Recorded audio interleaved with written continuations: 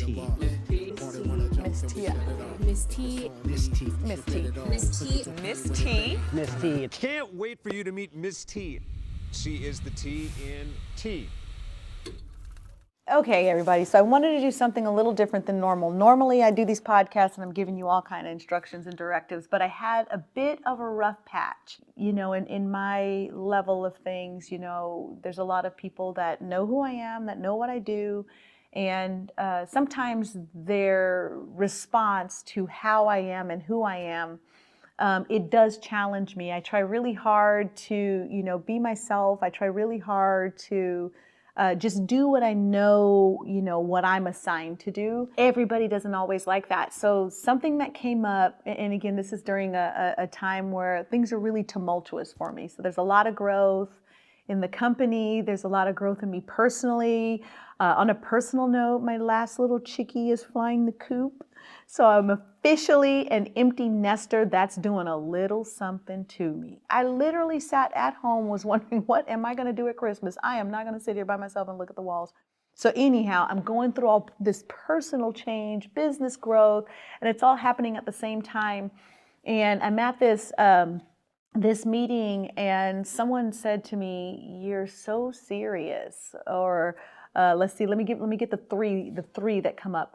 You're so serious, you're so intense, and you're so passionate. But they're not saying passionate like it's a good thing. They're saying passionate like what's your problem, sort of a thing. And so I'm in this time of great change and great growth. And what can sometimes happen during that time is you can develop an insecurity because you're in a new place and you don't know where you're going. You don't know the depth of what you're supposed to be doing and who you're supposed to do it with, because all of your things are changing and stuff is up in the air and flying around all the time. So during this time of mild insecurity for me, I'm hearing these things about me, and what it did was it challenged me. It challenged me in that it made me insecure in an area of my life that I am most rock solid secure in, and that's my entrepreneurial stuff. That's, you know, the dreams and goals as it pertains to the business, and, you know, the kind of mom that I'm showing up as. So when I heard the words, you know, you're so passionate, you're so intense, you're so serious, immediately what came to mind is, you know, is that a bad thing? You know, so for 2 weeks, I'm wrestling with this thing, thinking, you know, I have a problem, like I need to fix myself, you know, and then I heard a preacher preaching a message, and he said two things that set me completely free from the insecurity of, you know, these terms that were used to kind of classify me negatively, but really are good things. They're all good things. It's good that I'm serious. It's good that I'm intense, and it's good that I have passion.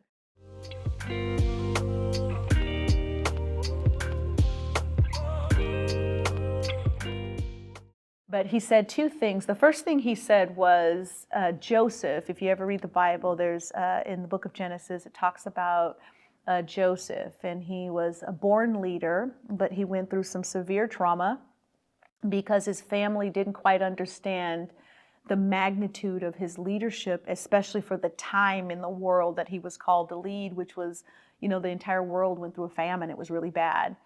And so he was being prepared constantly for his leadership role, but his family didn't understand that, particularly his brothers. So they were jealous, you know, they would call him names, and he was cloaked with talent. So he was born leader. And so the minister said Joseph was an international leader in a tribal environment. If I would have just stayed in one locale, you know, I would have known personally that I'm not doing this to the fullness that I know that I could, or I'm capable of, or I have the potential to.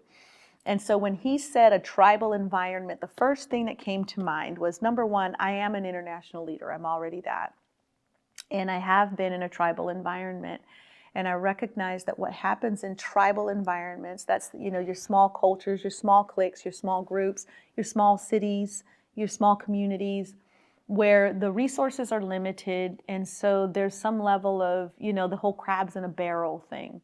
And so I recognize that, you know, I was in a tribal situation. In realizing that, I had, number one, extend grace to the people that were saying what they were saying, but number two, I had to construct things as far as my organization is concerned in a way that I'm not distanced from those sorts of experiences, but I'm mindful of the fact that when I'm going into a smaller or a tribal environment, that I don't lose my identity in the process of that. Just because the locale is small, or even the thinking of the people is small, it doesn't dictate the bigness or the vastness or the fullness of who I am.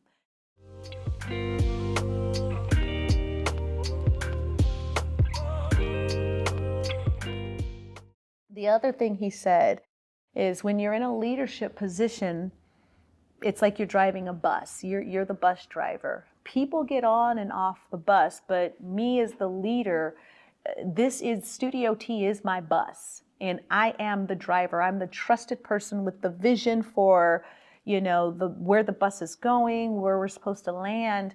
But people get on and off the bus, and the bus will stop to let you off, but it'll also stop to let people on. Now, whether or not people stay on the bus is determined by their level of commitment, whether or not they're fit for the team in the season. It's my job to drive the bus. It's also my job to make sure that the people that are supposed to be on the bus are on the bus, and the ones who are not on the bus. So those two key things helped me, and they helped me in that, number one, it solidified something I've known for a long time. When you are doing something is big and is wide and vast is what I'm doing by way of company. And then, you build it from absolutely nothing, like from scratch. I build it from nothing. Sometimes you can question, whether you're doing the right thing based on the growth or the success of the organization. And so that was the one takeaway. And the other takeaway was, people getting on and off the bus. I had to make a determined effort to work with myself, because I have lots of teams, and my teams are, they're all over the state, all over the country. My company is, in multiple cities. And so I have different teams of people that work for me. So in dealing with multiple teams, I like to involve my team in everything. Like, I like to work together as a team. But ultimately, the buck stops with me. Ultimately, if there was a chain organizationally, I am at the top of it. And with that kind of leadership comes an instinct and a vision for the organization that's not gifted to everybody on the team. And so I found myself in this time of insecurity allowing other people to tell me what they thought about how things should go and why, I was doing things wrong. And I'm never one of those people that I don't pretend like I'm perfect. I'm not. I'm ever a student. I'm always learning, and I like it that way. But in the same breath, there are things that you are gifted as a leader in your family, as the developer of your organization, that everybody is not gifted. And when you get in a place of insecurity, it can cause you to question that thing that is your core truth about who you are and what you're building. And I'm asking you today to make sure that you are allowing yourself to trust your instincts, trust your core, trust the thing in you that you know to be right and true. Now, I know some people don't like conflict. I'm one of those people. I don't want to fight, let's build. I don't want to fight, let's laugh, let's love, but I don't want to fight. But I will fight if I have to. I'm a fighter. But I don't like to fight. I rather, love, support, inspire people. But I found myself fighting for something that I know is right, and then questioning what I knew was right.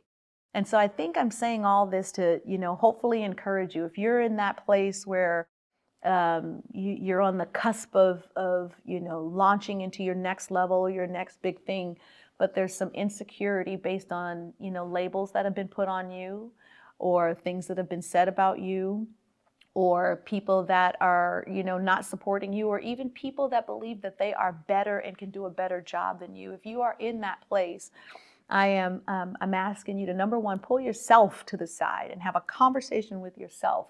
Who are you? Are you clear about who you are? Are you clear about your mission and the things that they're saying? True or not, listen to what they're saying. Again, they were saying the passion, the intensity, and the seriousness as if it's a bad thing. One thing I know about T is I'm very passionate, and I'm super serious, and I'm very intense. And if I didn't have the fuel of those things, this company wouldn't be what it is. I wouldn't have the staff that I have, and we wouldn't be serving hundreds of thousands of people in the course of a year for the past 37 years. Yes, I'm passionate. I'm very intense, and I'm very serious about what I do. And I am not going to ever change that about me. So if you're in a space right now where it's being suggested that you become something that you know you are just not at your core, or you're being classified, these things about you, your qualities, your character traits are being classified as a negative thing. I'm not saying ignore them. I'm just saying look at them and then have a conversation with yourself. Because if you don't fortify who you are, that means protect the core of who you are, then people can cause you to rethink who you are and who you're supposed to be. And so I'm sharing this because this is, I'm not easily riled in that respect, but for whatever reason at this stage of my life I was. And I'm wanting to make sure that nobody else falls prey to something like that. I have lots of teachings around knowing yourself and studying yourself and growing yourself. But I think, it's a good time for me to remind you, you are who you are. No one gets to dictate who you are. And when you're someone like me that has a ton of accolades suggesting the success of who you are, don't question it. This all means to me that I must be on the cusp of something great if the challenge of my identity is being presented to me. So again, know you, and things like passion and intensity and seriousness, those are not bad things. In fact, very few people possess those expressed things, which is why I do what I do and others do what they do. So this is just me sharing with you, like you're my friends. So I hope that you gained something from this. I hope that this helped you. If you're one of those people that's in a crabs in a barrel tribal situation, get out. It's easier to be by yourself and grow than to be pulled down while you're trying to grow. Make some quality decisions about your circle and your friend group. And then you be clear about the powerhouse that you are. Nobody can stop you. Listen to me. Nobody can stop you but you. So if this helped you, like it, share it, subscribe if you haven't done that already. So every week that I'm doing these things that you get a notification, and then leave some comments. Again, it's super important to me. I'm not doing this because I have time to. I'm doing this because I make time to.